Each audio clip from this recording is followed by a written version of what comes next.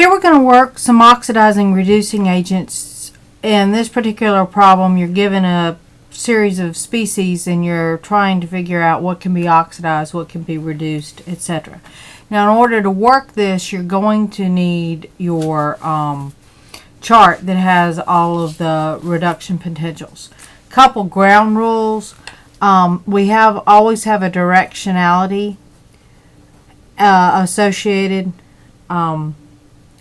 with each species, so I will indicate it with an arrow. Also, the values will be all written as E-red. Okay, that's why you need the directionality. So the first thing you've got to do is look up on the reduction potential sheet all of the species present. Now, these forms, there are varieties of them out there. Remember, I have posted one, and mine looks kind of like this. It's posted in the handout section. So, as we look at that, we're going to find the species of interest. We're going to find that as an E-red, we're going to go this direction for this one. Our value will be 1.63. And remember, these are all written in volts too. Okay.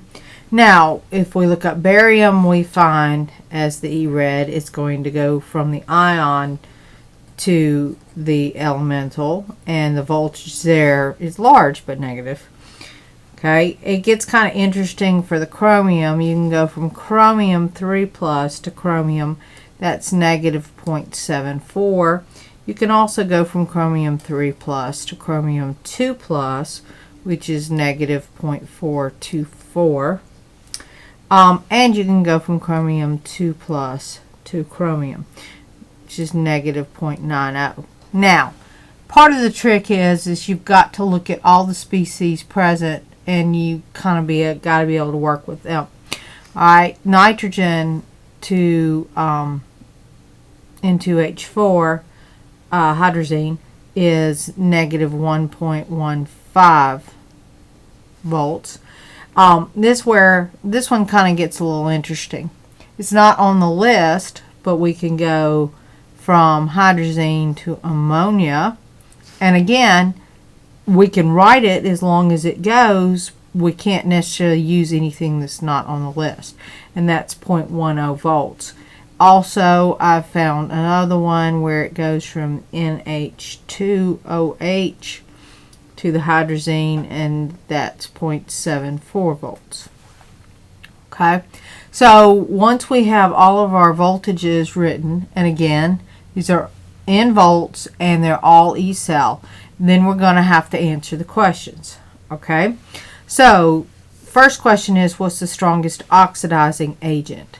Now remember, the oxidizing agent is E-red. So if it's the strongest, we want the largest E-red value. Okay, well, if we look, this is kind of an interesting mix. That's negative, negative, negative is not large, negative, negative, negative, negative, positive, but this one doesn't count because this is not on our list. But wait, this one's positive. So the only positive one we have is N2H4. Okay? That's the only one on our list. Now, we can go from this one to here, but this one's not on our list, so we cannot select it. Okay? Alright, so that brings us to the strongest reducing agent. Okay, well, if it's the reducing agent, it's got to be EOX. So we're going to want the largest EOX. Now, you can look at this the other way. That would be the smallest E-red. In this case, most negative. So let's look at it. So we're going the opposite direction. Ooh, that's pretty big. That's 1.63, but this is 2.92. That's even bigger. Everything else is way smaller. So if we're going for our largest, that's going to be barium. Now, if you'll notice, barium 2 plus to barium is negative 2.92. We have to have it positive, so we're going to pick the barium, not the barium 2 plus. The hardest thing about this is constantly remembering what's in the reactant and what's in the product.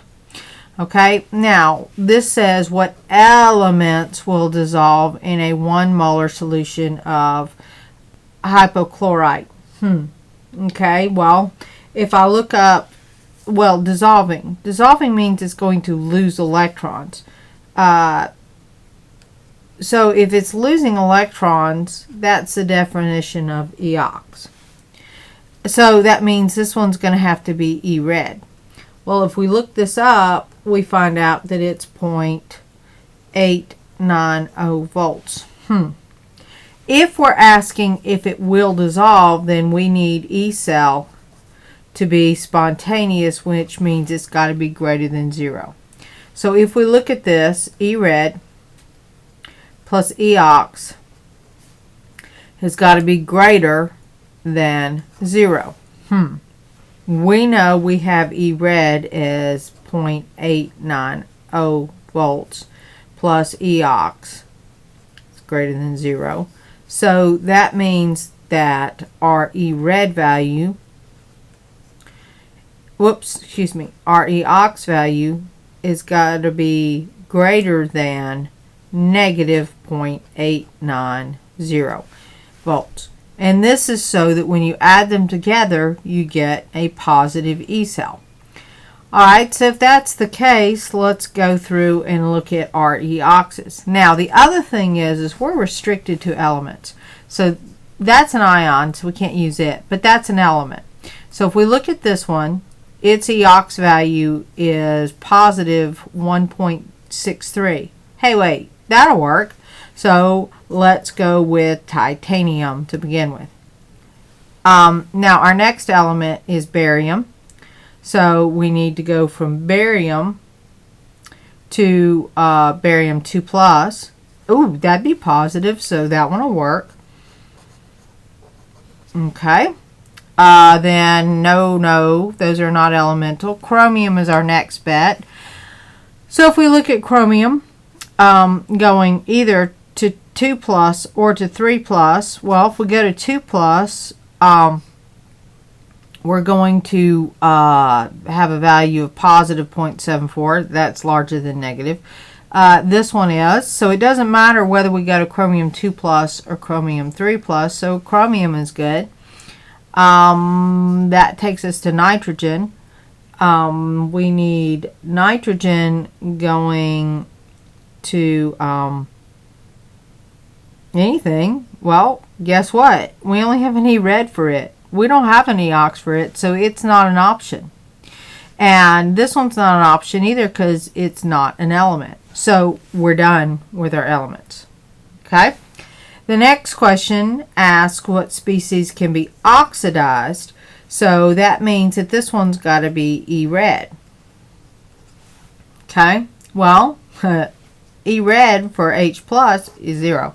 So that makes it easy because that means that EOX plus 0 has got to be greater than 0 because again we need a spontaneous reaction. So basically EOX has got to be greater than 0. Now on this one we're just looking for a species. We're not specifying an element or not element, etc. So let's see what we can find that's EOX greater than 0. So this is E red, so EOX definitely works for titanium. It's definitely going to work for barium. Alright, now this is E red, so EOX will be positive for 2 plus to 3 plus. So we'll start off with, 2 plus. Now for 3 plus to chromium, or actually chromium doesn't go anywhere to oxidize 3 plus, but chromium elemental does because we can go from here to here and that's positive. Nitrogen, it's not going anywhere, but N2H4 is going to ammonia, so we can use it. Now, since I started left and went right, I'm kind of out of choices. So we're done. So on C, we had 3 answers, but on D, for this particular problem, we had 5. Okay? Last problem is what species can be reduced by sulfur? That means sulfur has to be E-ox. So the species we're looking for is E-red. Now, when we look up sulfur as an E-ox, we have to have sulfur in the product. So we have to have it as the product.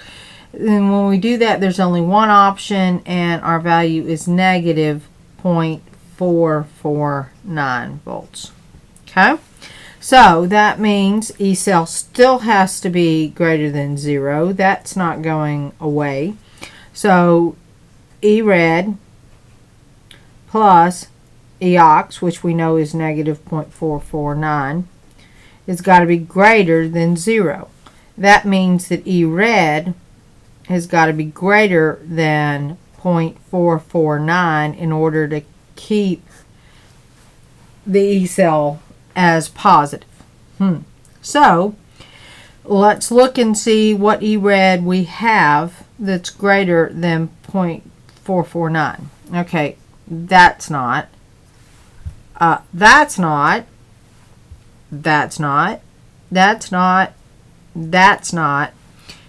Still no. Wait, we've got a positive here. Woohoo, this may work. But if we look at it, it's got to be greater than 0.449. Over here, that's less than 449. That one's not going to work. This one would actually work, but it's not on our list.